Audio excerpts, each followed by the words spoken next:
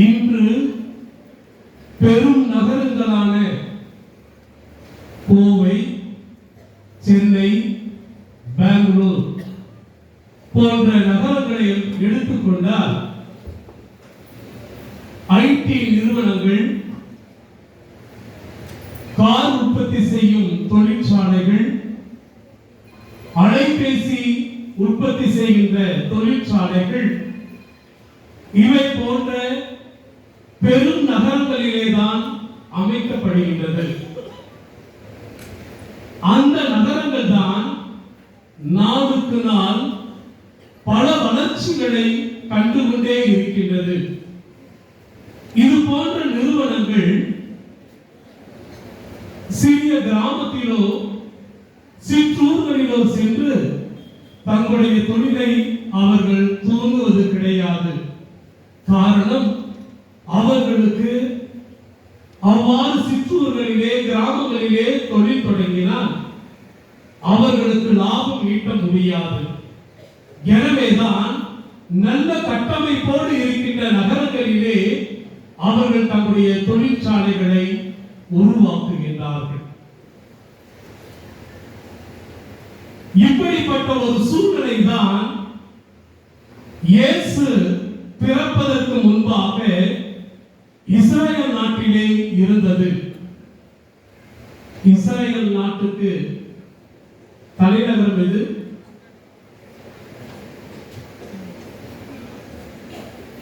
யாருக்குமே தெரியலையா? சத்தமா சொல்லுங்க. ஜெருசலேம். ஜெருசலேம் பற்றி உங்களுக்கு என்ன தெரியும் சொல்லுங்க.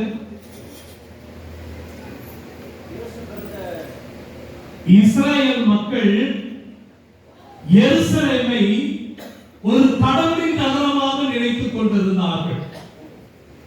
எருசலேம் நகருக்கு பயணம் மேற்கொண்டிருந்தால் அவர்களுக்கு நன்றாக தெரியும், அங்கு ஒரு ஆலயம் உண்டு. அது யாருடைய கட்டுப்பாட்டிலே இருக்கிறது என்று சொன்னால் முகமதியருடைய கட்டுப்பாட்டிலே இருக்கின்றது.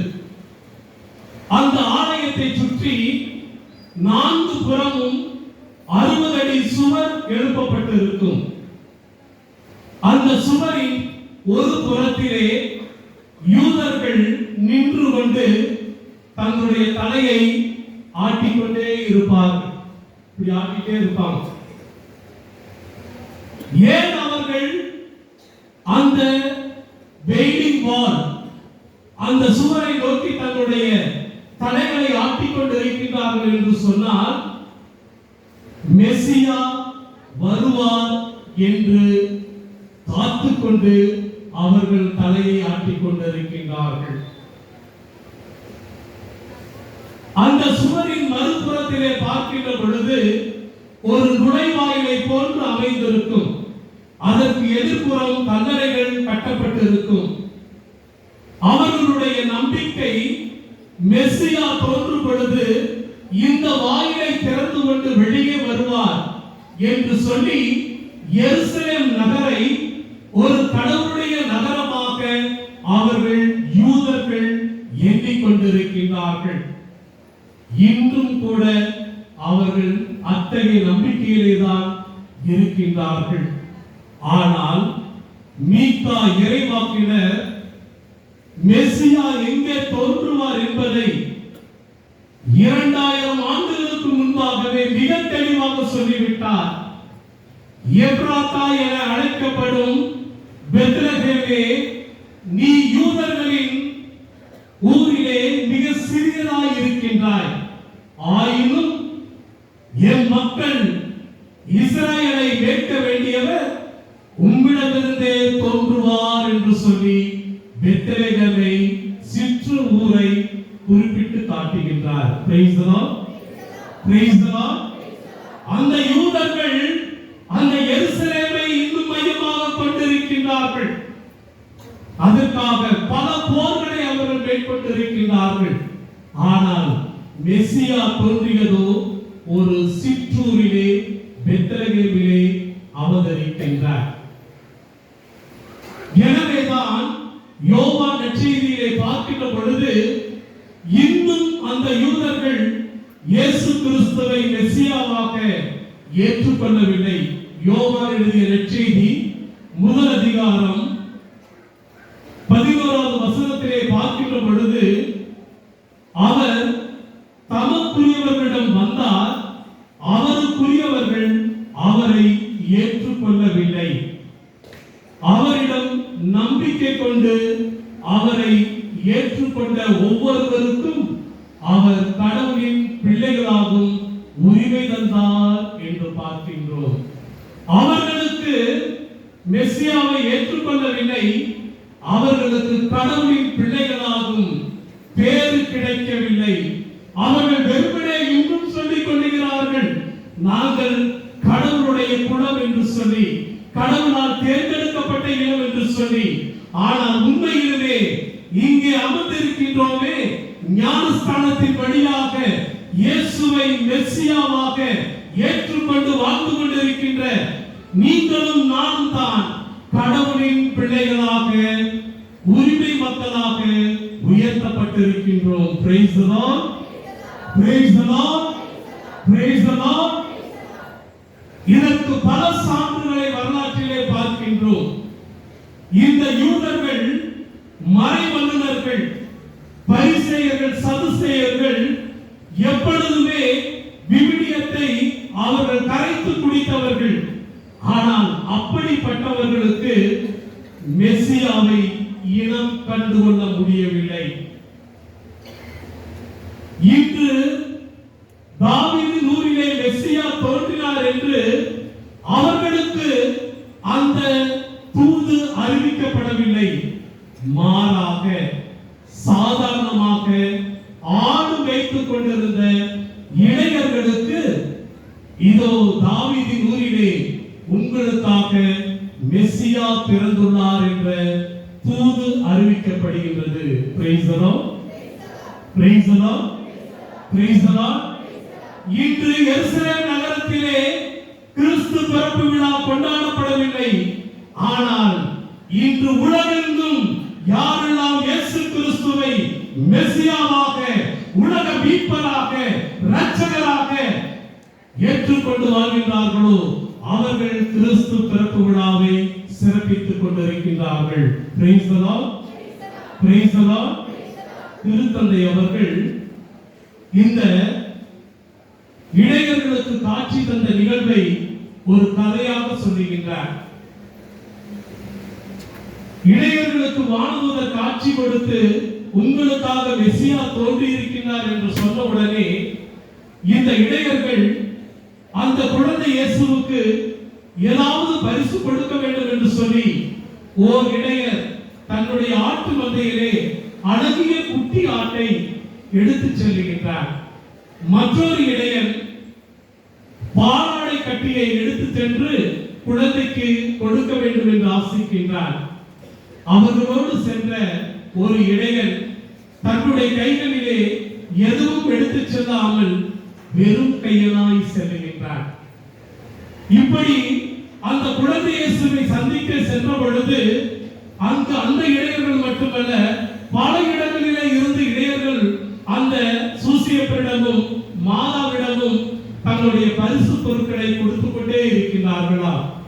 அந்த சூசியப்பர் அன்னை மரியாள் பரிசுகளை வாங்க முடியாமல் பரிதவித்துக் கொண்டிருந்த பொழுது அன்னை மரியாள் குழந்தை இயேசுவை கையிலே வைத்துக் கொண்டு இப்படி ஏற பார்க்கின்ற பொழுது ஒரு இளைஞன் சோர்ந்து போய் நிற்கின்றான். அவனை மரியாள் பார்த்தவுடனே அவனுக்கு மற்றில்லா மகிழ்ச்சி. மரியாள் அவனை புன்முறுவலோடு பார்த்து இங்கே வா என்று சொல்லி அழைக்கின்றான். அந்த இளைஞன் செல்லுகின்றான். அந்த இளைஞனிடம் குழந்தை இயேசுவை அவனுடைய கரங்களிலே கொடுக்கின்றார். Praise the Lord. Praise the Lord. இன்னைக்கு மாதா உங்க கையில குழந்தை இயேசு கொடுத்து குழந்தை இயேசுக்கு நீங்க என்ன கொடுப்பீங்கன்னு கேட்டா நீங்க என்ன கொடுப்பீங்க?